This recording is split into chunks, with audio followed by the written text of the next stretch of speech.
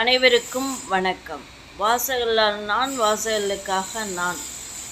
ஒரு கதை ஒன்று சொல்லட்டுமா? ஒரு தம்பதியருக்கு ஒரே ஒரு ஆண் குழந்தை. மிகவும் வசதியான குடும்பம். அந்த முதியவருக்கு மனைவி இல்லை. சமீபத்தில் இறந்து விட்டார். இவரது மகனும் மகளும் ஒரு நல்ல கம்பெனியில் உயர்ந்த பதவியில் வேலை பார்த்து கொண்டிருந்தார்கள்.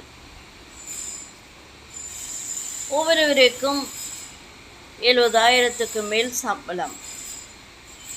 அதனால் விட மனதில்லை. பெண்கள் எல்லாம் இக்காலத்தில் அனைவரும் வேலைக்கு சென்று வருவது வழக்கமாகிவிட்டது. குறைந்த சம்பளமோ அதிக சம்பளமோ கிடுகிடுவிடுன்னு வேலையை முடித்து கொண்டு, குழந்தைகள் இருந்தாலும் இல்லாவிட்டாலும் பணிக்கு செல்வது வழக்கமாகிவிட்டது. இந்த மாமனாருக்கு வேண்டியது எல்லாம் மேசையின் மேல் வைத்துவிட்டு, மேசை கட்டிலுக்கு அருகில் தான் இருக்கும். அந்த மேசையின் மேல் இவர் சாப்பிடுவதற்கு உண்டான ஆகாரங்கள் மற்றும் காஃபி ஃப்ளாஸ்கில் தண்ணீர் பாட்டில் எல்லாம் வைத்துவிட்டு செல்வார்கள். வீட்டையும் பூட்டிவிட்டு சென்று விடுவார்கள். இவர் தனக்கு பசிக்கும் நேரத்தில் அதை போட்டு சாப்பிட்டு விடுவார்.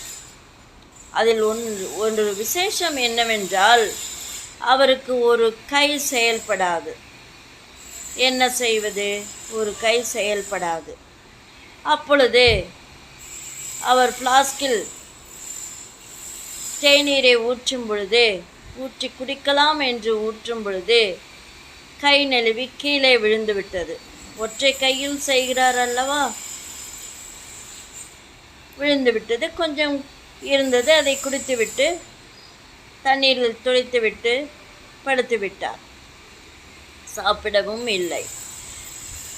மருமகள் வந்தால் துடைப்பதற்கு பேசுவாளே, வீண் பிரச்சனைகள் உருவாகுமே என்று சொல்லி பயந்து கொண்டே படுத்து விட்டார்.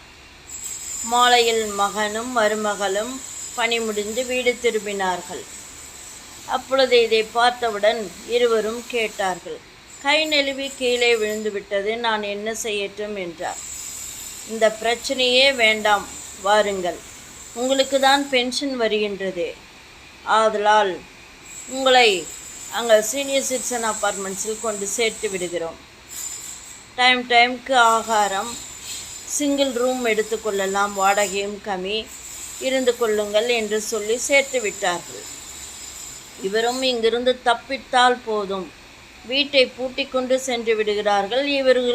இவர்களும் பேசுவதில்லை, டிவியும் போடுவதில்லை, நியூஸ் பேப்பர் படிக்க முடிவதில்லை, எதுவுமே முடிவதில்லை. தப்பித்தால் போதும் என்று கடவுளுக்கு நன்றி செலுத்திவிட்டு சரி என்று சொல்லி சென்று விட்டார். அப்பொழுதே மிகவும் மகிழ்ச்சியாக இருந்தார். இவர்கள் கொண்டு விட்டவர்கள் பார்க்கவே இல்லை. அவருடைய பென்ஷனில் அவரே கட்டிவிட்டு பாக்கி பணத்தை பேங்கில் போட்டு வைத்து கொண்டு இருந்து கொண்டு வாழ்ந்து வந்தார். 10 வருடங்கள் ஓடிவிட்டது. இவர்கள் இருவரும் ஓய்வும் பெற்றுவிட்டார்கள். புதிதாக ஒரு நபர் அங்கு வந்து சேர்த்து விட்டிருந்தார்கள். யாரடா என்று பார்த்தால் தன்னுடைய மகன் அதே ஒரு கை செயலிழந்து வந்திருந்தார். மருமகளுக்கும் புற்றுநோய் வந்துவிட்டது. இருவரும் இருந்து தனியாக வாழ முடியாது அல்லவா, அங்கு வந்து சேர்ந்து விட்டார்கள். இவர் தன் மகன் என்று அடையாளம் தெரிந்து கொண்டு போய் விசாரித்தார். ஆனால் ஒரு விசேஷம் என்னவென்றால், பெரியவருக்கு அங்கு ஃபிசியோதெரப்பி செய்து கை நன்றாக செயல்பட்டு விட்டது.